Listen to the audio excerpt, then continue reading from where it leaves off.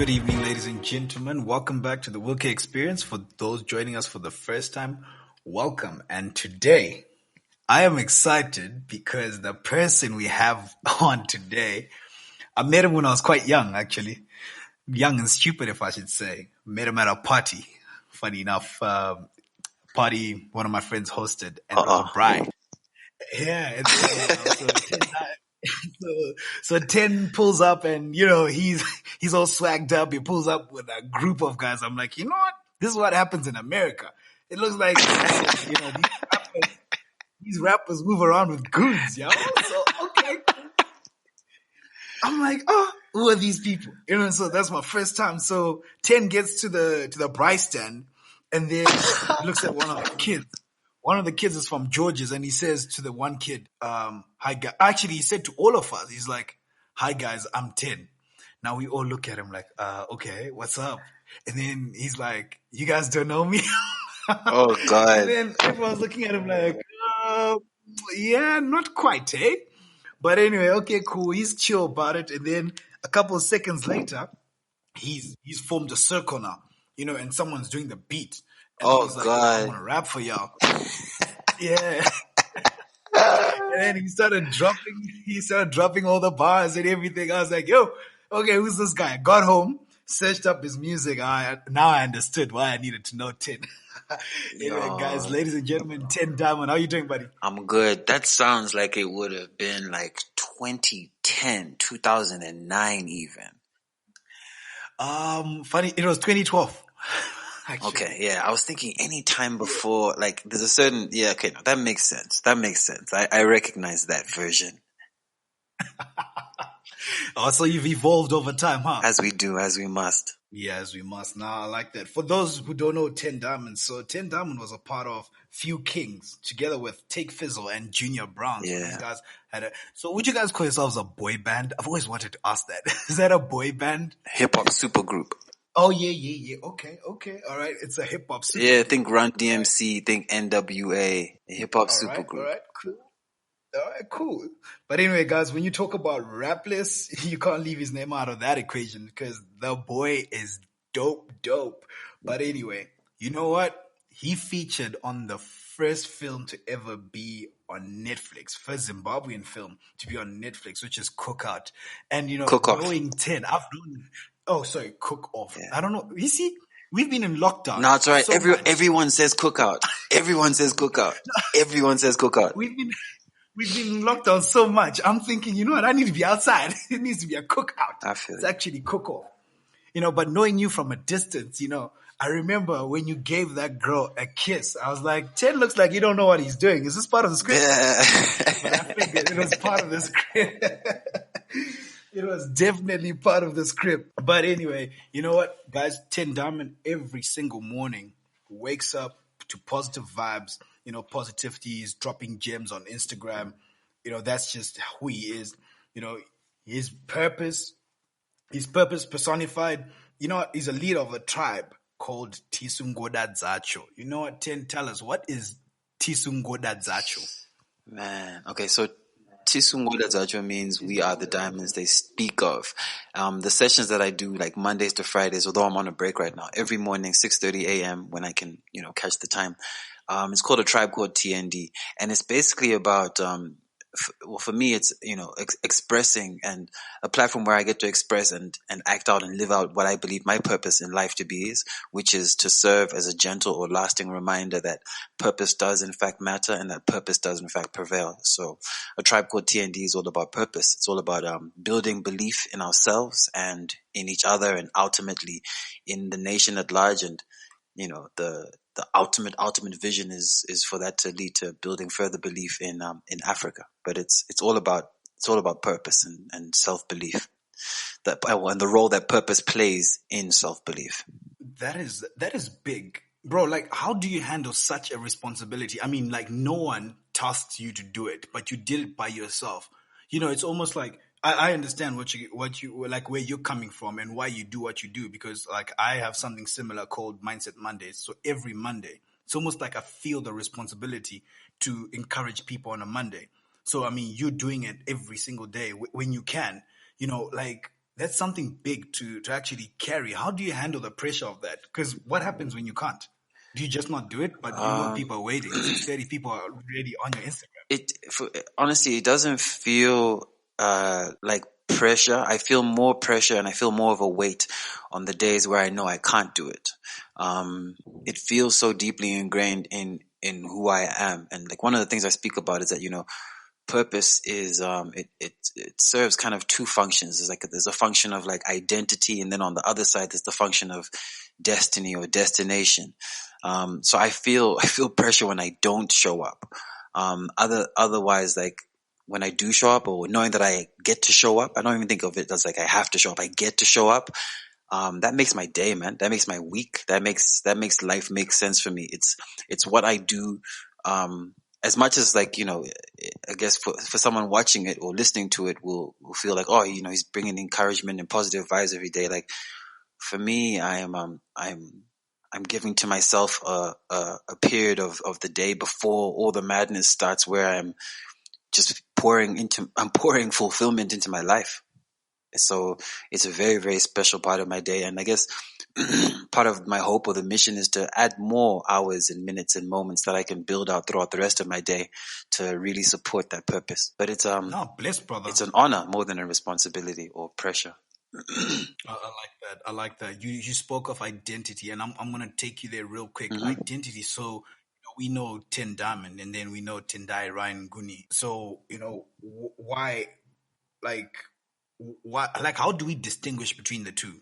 Because I mean, I knew you as Tehn Diamond, Yeah. and then one day I woke up on Instagram and you're not Tehn Diamond anymore. You're Tendai Ryan Guni. I was like, oh, okay, what's going on? And then now we're back to Tehn Diamond. So Yeah. Well, what distinguishes? What led to that was like I'd been in a space where I was asking myself, how do I differentiate between the two? I had particularly say like in my online persona, and I realized that it went deeper than that. Like I'd been Tehn Diamond for so long that I really wasn't doing a good job, or hadn't done a good job of like really discerning, like, where does Tendai end and Tehn Diamond begin, and vice versa. I always liken it to this analogy of like Batman and Bruce Wayne. I kind of overstayed my welcome in the bat suit and never kind of taken it off to give Tendai a wash or a rinse. You know what I mean? I had neglected so many parts of the foundation that make up Tendai, and essentially, like, if there is no strong and sure-footed Tendai, there's no real Tehn Diamond to speak of. So it was for me more than anything to kind of figure out perspective and step back and do some work on that foundation that I feel like I needed to revisit. Like, I'm definitely not the same person I was when I first put on the bat suit, so to speak. And a lot has happened in my personal life that I feel I didn't really address or process as I should, and I kind of spent a lot of time hiding behind the fact that I had this outlet of Tehn Diamond. So I put Tehn Diamond in the corner. I made him sit down for a bit, and I had to reassert and redraw the lines and figure out, like, who is who, who's in charge, who is what, and what does that mean. And then now, like, changing back to Tehn Diamond and kind of tucking Tendai away, is that I am very, very clear on who I am as a person, like the person behind the mask, shall we say?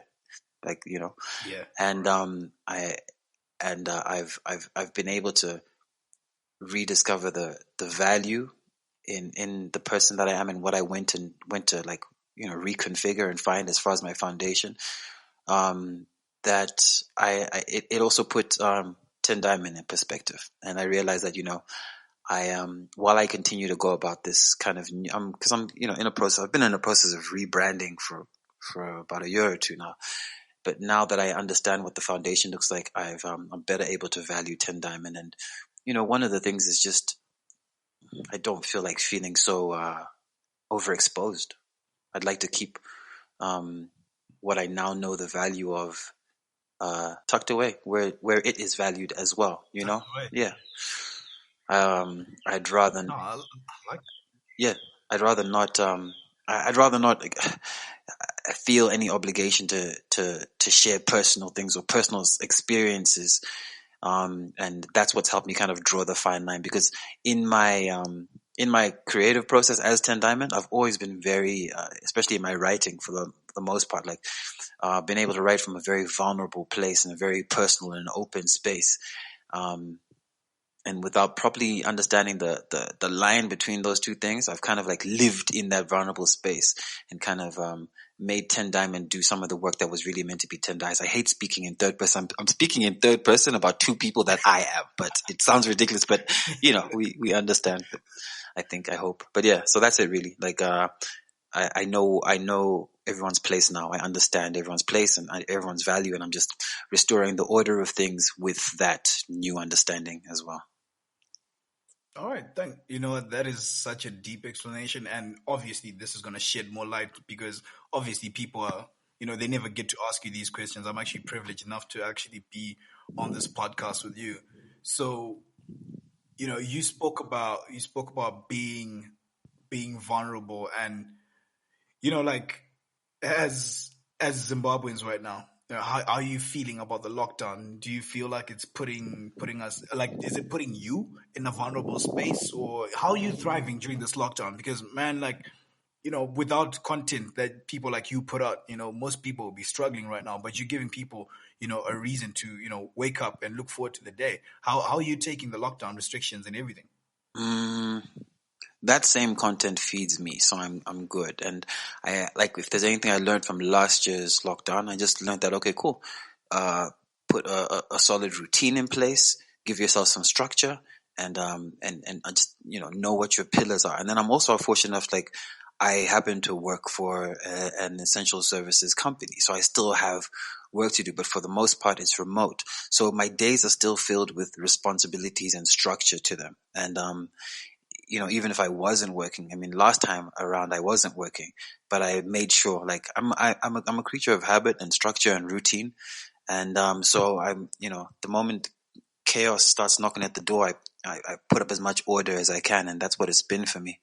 I'm a very firm believer in the fact that there is gold in every situation. There is something to learn, whether it's about the world or about ourselves, in every situation. And my instinct is just to go digging for that. Like, I'm not very good at dwelling on a bad situation or complaining. I like to find the silver lining as fast as I can, and then also try to be able to share that with others and bring others along with me as well. I don't like to wallow.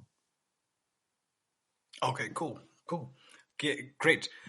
You know what? I just realized, when you're speaking, I'm thinking about myself, and I'm like, you know what? Tehn does a lot of self-development, because, like, I start to sound just like you when I've been, on a roll doing my self-development and stuff. So, you know what? If you don't mind, would you run us through, like, your morning routine? Like, actually, you said Yeah, you're a creature of habit. yeah. Like, can you run us through your routine? Like, when you wake up, I, just from when you wake up until you leave the house, what's your routine like? um, I wake up at 3:55. Um, I drink some water. It's okay. It's wake up, water, and I recently just tweaked it, so it's wake up, water, worship, which basically involves like some time in the Bible, praying, reading some scripture. So we have wake up, water, worship, work out, wash up. I like to make it like, I have to make it memorable. I have to make it rhyme, not rhyme, but like make it so I can remember it. So I try to make everything W words. So that's the new one. And then, yeah, wake up, water, worship, workout, wash, work. Because what I'm trying to do is get physically moving as soon as possible. So my old routine used to be wake up, water, make my bed, meditate, pray, then get fed. But that's too long. That's too far before I get to like some physical action and to some work, especially in these lockdown times. So I had to tweak it. So it's wake up, water, worship, work out, eat some food, and then it's work. Whether that's leaving the house to work or sitting down to work, but then it's work. All right, cool. And I'm glad you didn't leave your faith out, because you're very vocal about your faith. I cannot leave my So faith a out, lot man. of When I had to like reconfigure or fix my foundations, there was 3 things I had to go back and intentionally and actively work on, and that was my relationship with God, so my faith, my relationship with people I'd grown up with, so like, you know, my day one friends, and my relationship with my father, and kind of like tuning in and listening a bit better, and kind of like looking at where I'd gone with my life and going, okay, I'd gone wrong here, but this person was always trying to steer me like this. What were they saying? So the 3 F's, I call them: my faith, my father, and my friends. Wow. Okay. You just answered everything. Okay, cool.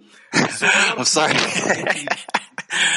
No, you know what? I love conversations like this. Yeah. I love conversations like this because there's no awkward silence. Yeah. And, you know, it's not a one-word answer where you're like, okay, I'm going to run out of questions soon. But, okay. So I know a lot of people definitely, you know, look up to you for light. So besides God, who do you turn to for light? You know, as much as we do pray, you know, as much as we do everything else. I know, like most people, I have someone else. I watch. I've read his book, Dr. Jordan B. Peterson. I watch a lot of his lectures. Dr. Miles Monroe. I watch a lot of his sermons. My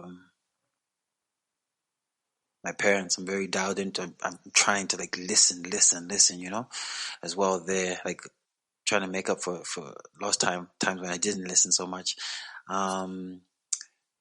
I have some great conversations with my friends. We're very open with each other and kind of challenge each other and push each other. So there's a lot of light there. I don't know if I can really remember or name everyone, but I'm always on YouTube learning. Oh, Jim Rohn. I'm a big Jim Rohn fan as well. I watch a lot of his stuff. Thank you. There's many. I love Jim. There's many, but lately it's been Dr. Miles Monroe, Jordan B. Peterson, and Jim Rohn. Like lately, it's been back up in the top 3, top 5. I love Jim Rohn. Yeah. I love Jim Rohn. I love. He's hilarious. Yeah, man. I love. Funny enough, I love Gary V. Though. I love Gary. I love Gary as well. But like the space I was in, it wasn't so much a Gary space. But like maybe 2-3 years ago, Gary was like my main guy. Yeah, no, I love me some Gary V.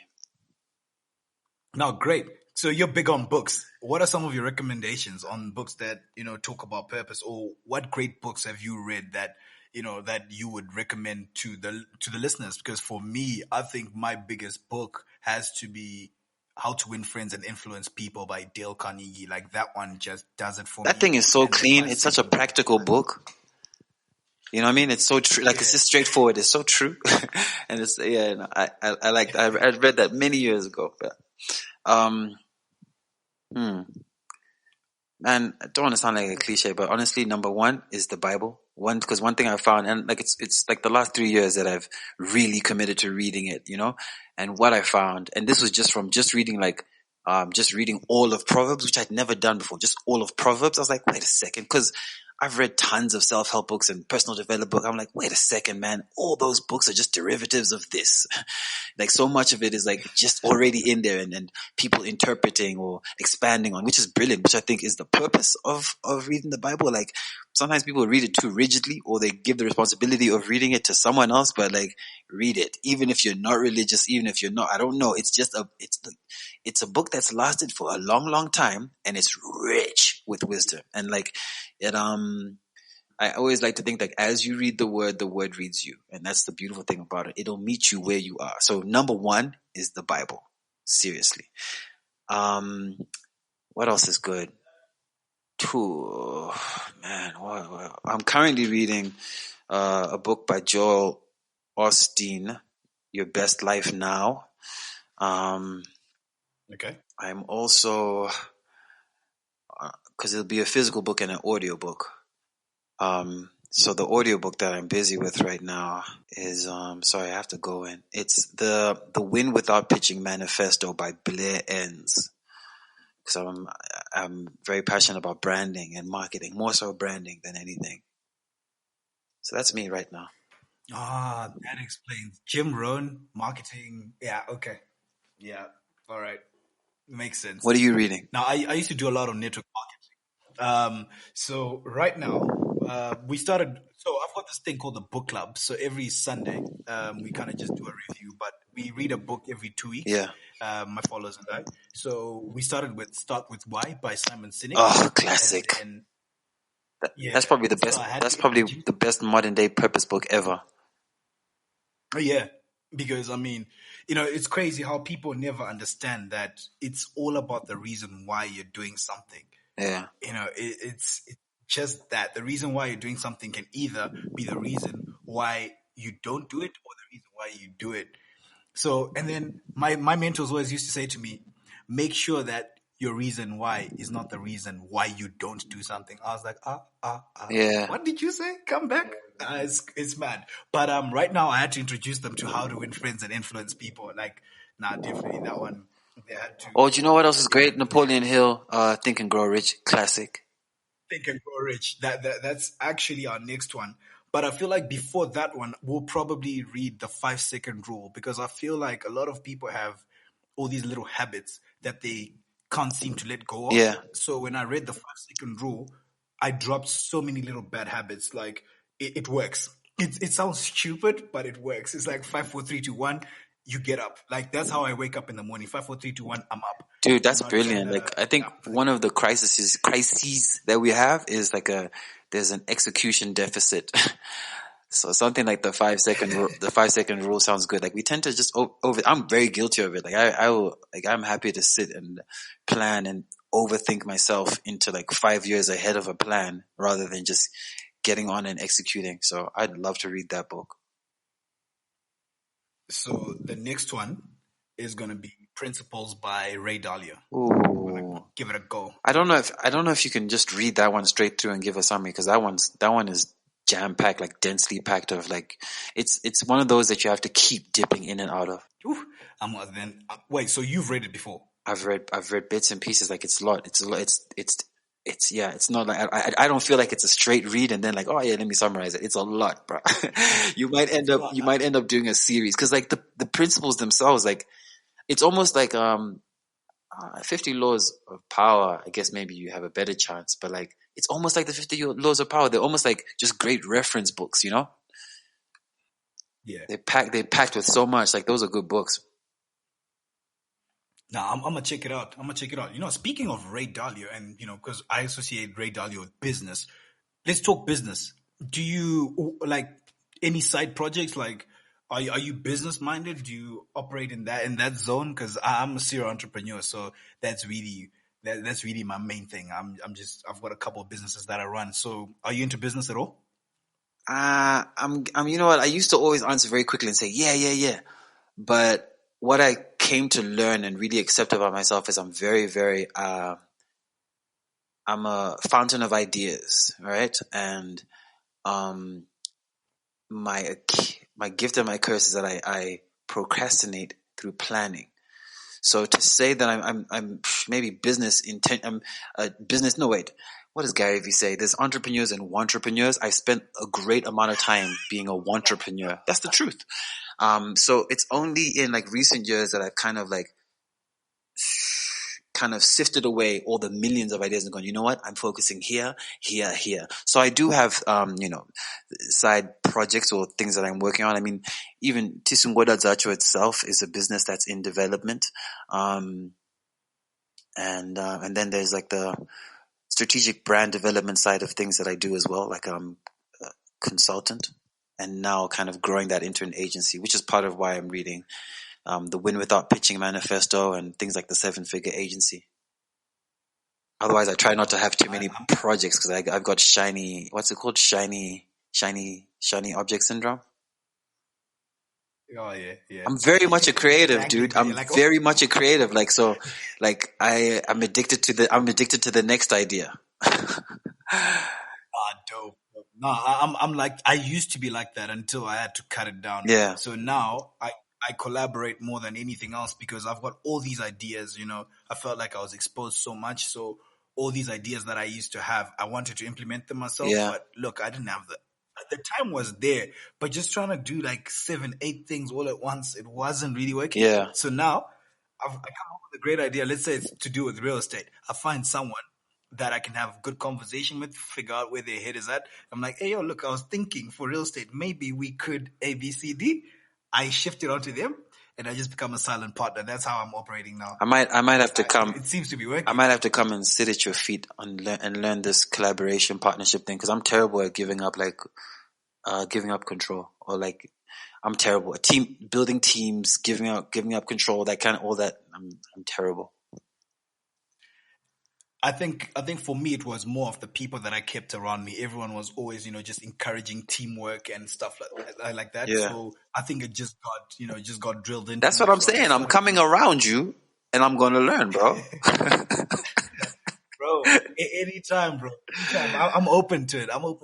Okay, so you know what? You're also music. What's happening with the music? Like a lot of people definitely are asking. Yeah, they ask me every day. Someone asks me every day. Yeah. Like that's, I guess, the beauty of social media. Someone asks me every day, in some way, shape, or form. Thank God I'm not on Twitter at the moment. Are we expecting a project soon? Of course, everyone's always expecting a project, but I'm resting. Like when I'm doing something, I'll be doing something. But I only just dusted off the bat suit, I only just dusted it off and got back in it. So I'm still trying to figure out what I want to say, if I want to say anything, and then maybe when. But like, I definitely, I'm in no rush. I enjoy where I am right now. I'm enjoying the scene, if that makes sense. No, that's good. You know how they say, like, hurry up and give us another back. You know how they say, like, you know when they say, like, see, stuff like that. I'm not ready for that pressure again. You know when they say, like, a chef, like, if you can't eat your own food, like, you would have cooked it.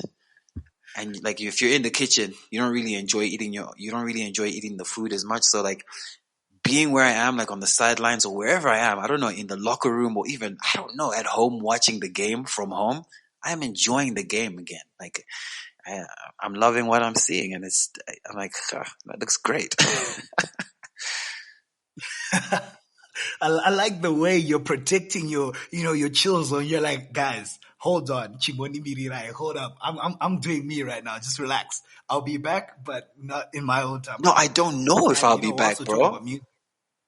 I don't know. I don't have any like active plans for anything. I don't really have an active plan to be like, I'm going to rest for a year, or I'm going to get back in after 2 years. I'm just chilling. I'm resting. I'm content. You in Tehn Diamond. I'm very content. Well, you know what? You're in trouble because Shaldo just joined us, and I know he's dying to say something. So Shaldo, take it. Don't do that. Let's not break Shaldo's heart. Shaldo, I don't want you to have to hear I don't want you to have to hear any of this. Tehn, I think this is the part that I actually walk out. But I'm just gonna run you back to something that you said, and it's still on music. Yeah. Obviously you're aware I'm a huge fan of your music, and I mean from as far back as student of the game, and I always talk about this. My dad and I, we geek out over Lost Sons too. There's something you mentioned about, you said father, you said God, father. Yeah. Reconfiguring my foundation, my father, my faith, and my friends. I wanted to understand your thought process when you're writing Lost Sons and how that speaks to that story, if you don't mind, talking about that. Okay, with Lost Sons, right? I had just experienced, was I going through, or I had come out of? I think I was going through a very, like, probably the most serious breakup of my adult life, right? My young adult life, because Taiwan Wakuru. And I wrote that one as like, I kind of put myself into my father's shoes, and I wrote myself a letter from him. What I felt or hoped, or because in a lot of my music, particularly when it comes to my old man, like I would take something he said to me in the past and interpret it and expand it into like into something that I can understand, if that makes sense. And so that's what Lost Sons 2 was. That was me talking to myself through him. And that's why, like, when it's saying, like, and this is the first time I've ever explained this song. Man, how does it even go? It says, There's still some life in you yet. There's still some life in you yet. Yeah, it starts out with him saying, there's still some life in you yet. Because I'm seeing myself from outside myself. I was like, yo, you're broken, bruh.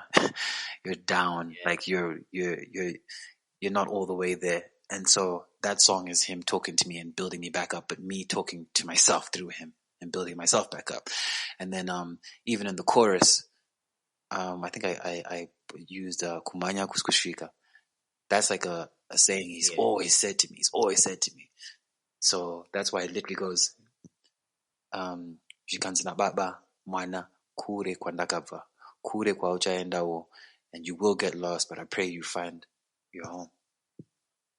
So that's what that was. I think what I love about that is it did a lot for my dad and I'll tell you that. And I've been, I mean, I don't get into the details, but I've always said that if there's any person in my life that I've had the crazy back and forth with, it's my dad. Yeah. You know, it's really same here, bro.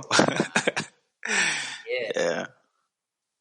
And I really, we both really resonated with that. Yeah. And if you were to speak then to your son, what would you say? In that situation? No. Just like if you could say anything at all to your son. This is Tendai today talking to, to his unborn, so to say. What advice would you give to your child? Listen to Lost Sons 1, listen to Lost Sons 2, and let's have a conversation about how Lost Sons 4 is gonna come out. Because I already have conceptually I've had what Lost Sons 3 is for like years. Because Lost Sons 1 was me like talking directly, but like in third person, but the other way around. And then Lost Sons 2 was father to son, but me through him. Lost Sons 3, I already know what that's about. Lost Sons 4 by then, man, would that be too far away as far as like when I have a son? But I know that Lost Sons 4 is gonna be around my own fatherhood. I absolutely know that. Lost Sons 3 I know, Lost Sons 4 I know. So yeah, I tell them to go listen to Lost Sons 1 and 2 and then let's have a chat. So I can explain some things. I got some experience to do. I like it. Look, that's what I love about my body of work. Like I've been keeping one big long journal, and I look forward to like my kids, my grandkids, my great grandkids being able to go through this body of work and like feel like they know me or knew me. And then like when I couple that, and then when they can couple that with like, I hope to do at least 1,000 episodes of A Tribe Called TND. Like we're at 100, but when I couple that with all the content and all the different stuff I intend to put out, like, they're going to be able to piece together a pretty good picture of who their ancestor was. And I am looking forward to that. It's crazy because, you're speaking right now and, for me, I'm like, this guy hasn't even started. How would you respond to youngsters that label you as an old head now? I'm an OG. I'm an OG. Like the form that Zim hip hop is in today, that they even have like to be able to say like there's a generation or like old OGs right before them who they can say like we grew up not just following and listening to the guys, but like chasing after the pace they were setting. We didn't have that. I didn't have that. I didn't have like a whole set or like group of like a school just before my school that happened. The school that came before my school was way before my school. We built this little thing of ours, like this iteration. This version didn't exist. They weren't playing hip hop on the radio when I got back, when I put out my first piece of music. There was so much wasn't happening that is happening and is possible. So yeah, I'm an OG, triple OG. And I have no qualms or problems with that. Like I love being an old head. Like man, I'm humbled and honored that I get to sit in that space, that I get to see kids who would like come up to me and who I'd like give advice to and mentor and stuff like that, literally pick up crowns and get to sit on thrones. Like that's amazing to me. You know what I mean? And I get to live in an era where like every now and again, I see someone saying like, yeah, I grew up listening to Tehn Diamond. I'm like, man, kids are now growing up listening to you. Like, Like my lineage is looking nice. I'm so proud of that. Like,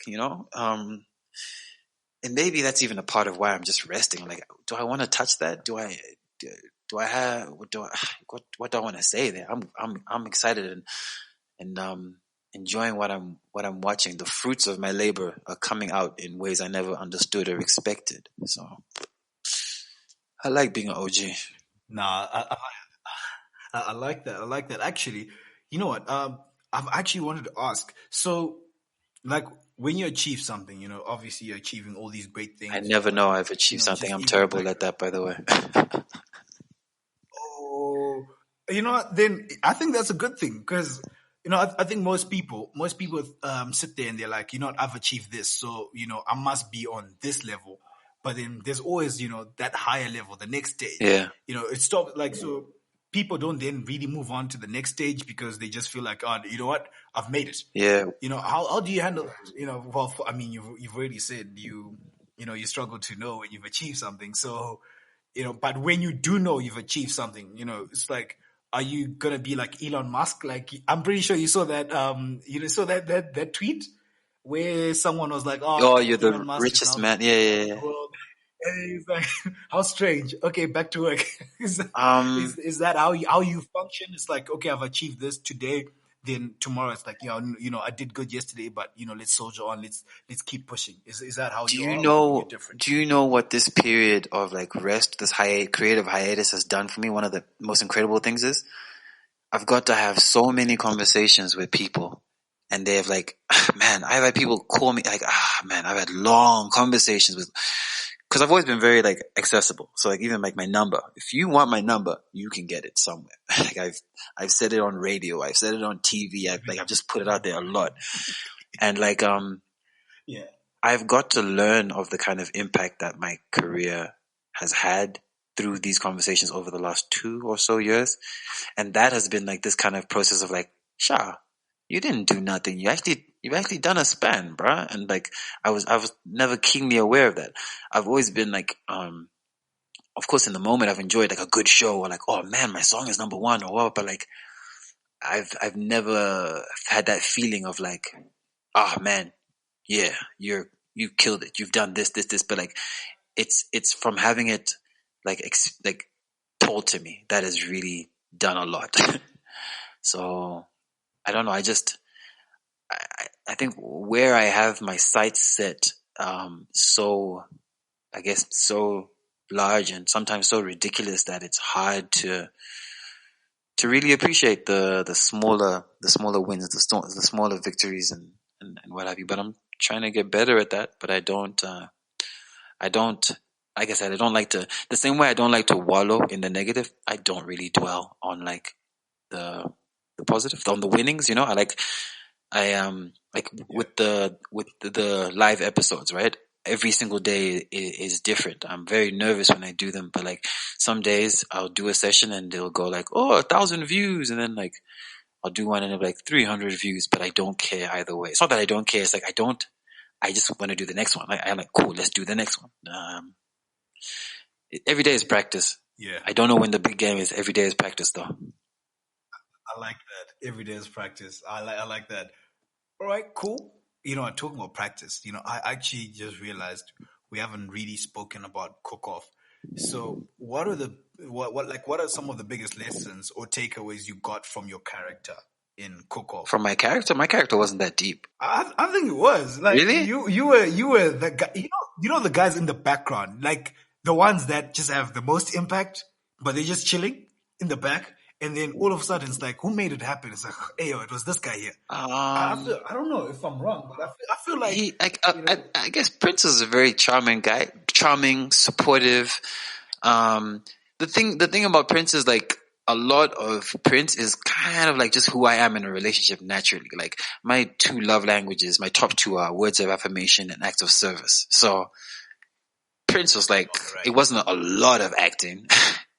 Like that's where I lean towards. So I'm incredibly supportive in a relationship. I'm always trying to build up I'm always trying to build up my person. I'm always like always trying to pour belief, but those are my settings as a person. as well. So it wasn't too far for me. It wasn't too far from who I am. Well, speaking about love, can we go there? You can try. You know what? You know what? I'm really, you know what? I don't even, I've run out of words now because, you know, it's such an honor to actually, you know, steal an hour of your time for you, you know, just to get on this podcast. And I can't wait to work with you. And, you know, we're just gonna leave it here simply because I want to invite you again, and then I will try and dig into this whole. Wait. Let's go. Let's go 7 more minutes. we can try dip into that thing another time, but let's go 7 more minutes. Let's go 7 more minutes. We can go somewhere else for now, because maybe by the time we get the chance to do the next conversation, you know, the powers that be might have like made it possible. I don't know. I don't know. I don't see that ever being possible. We'll see. Who knows? Okay. You know what? I would like to actually steer you towards the direction of how do you view like our influencers in our marketplace right now? Like, I think like I went on a little rant. What was the rant? Oh, sorry.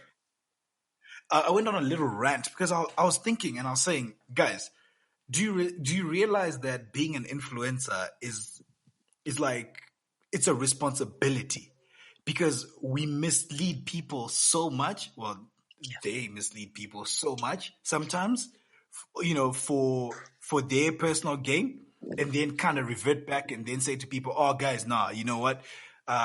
That's not it." You know, but in the beginning they knew it wasn't it, but because, you know, they were earning a bit of money from it or whatever the reason was. You know, I won't mention any names because it's happened quite a few times. You know, you tell people, "Hey guys, go and do this," and then you guys come out and say, and then the guys come out and say, look, that was not the wisest thing." You know, are we not doing our research as influencers? What is going on? Because I feel like half the time we're just being misled by this person and that person, and then we're just told, "Hey, oh, sorry," but you know, how many lives have you ruined? Like, how do you? Okay, now I'm very. What happened? I feel like I need names and details because I don't pay enough attention to the wider space of things going on. Just because it's a lot to take in, so I don't really stay abreast of what's always happening. I just pick up a little thing here, but I'm not really on the pulse of like what will be going on. My own personal or general feelings about influencers is that it's a very interesting and exciting space that I'm loving to see develop finally locally, but there is obviously tons and tons of room still for improvement. As someone who runs I call it a purpose development agency, but it's a strategic branding agency. I come from a place of like, things need to be very purposeful. Like they need to be authentic and true to the core of you. And so with the influencers that I have worked with, which is literally only one, because for me it's more purpose development or strategic brand development, there is a huge emphasis on authenticity and really like putting out a measured message, something that really makes sense. And if it's like working with the brand, it has to be like, yo, this is genuine and sincere. Otherwise, it leads to a lot of the kind of problems that I hear you kind of talking about, where people are like, "Oh, the money, cool, we'll take the money. Oh, the money again? Oh yeah, we'll take the money." And then it ends up catching up with you because it just doesn't make sense. I'm just glad that we're out of the era, and like, no disrespect, but we're out of the era where every brand felt like for every campaign, Ja Praise was the influencer to call, you know? And the what's it called? The landscape has broadened and diversified, and I think that can only benefit the audiences more because it gives the brands an opportunity to go a more authentic route. And also the micro influencer is rising. So again, more opportunity for the brands to go a more authentic route, and also for the audience to not feel like they're being lied to or sold to so much. I mean, no one wants to be sold to, everyone wants to buy, you know? So I like what's happening. It'll, as with anything that's growing or developing, it'll have its teething problems. But I think for the most part, it's nothing but a good thing. And I mean, influencer marketing has been around since forever. It's just taken on different forms now. And it's, I guess, more accessible and democratic right now.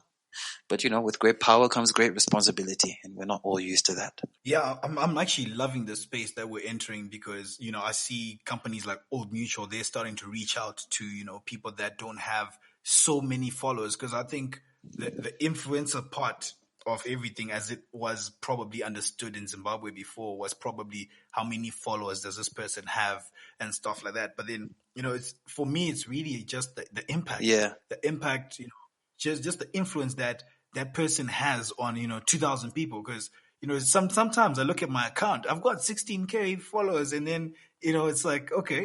So before sorry, Karen, yeah. So before I would have I've got 16K followers and, I've got 300 likes. Yeah. I'm like, what is going on here? But what I started appreciating was the constant 300. Yeah. The constant 300. Because I knew at any given time, I'm speaking to at least 300 people. And then it kept on growing. I was like, okay, so this is my influence. Yeah, right man. here. It's more now about community and engagement, and not so much just reach and numbers. And I think the more we lean and go towards that direction of engagement and community and quality of content, the better space we're gonna be in. Because as a people, we're incredibly creative, and we have a lot to share with the world and with each other. And I think it's a very promising space for us. Would you consider yourself an influencer? Of sorts, I guess. Yeah. Right now I feel for my audience because, I'm in a transitional phase. It's like, is he a rapper? Is he an actor? Is he a motivational speaker? Is he, and it's like, but once the dust settles, I think, maybe it'll be a little bit easier to be on the boat when it's not rocking so much. Dope. I can't wait. I can't wait to sit down with him. I've got so much to tell you that I can't say on this podcast. Cool. So I think we can leave it. We can leave it here. I'm happy. We can leave it here, but man, on behalf of all the fans of Tehn Diamond, I just want to say we need some music.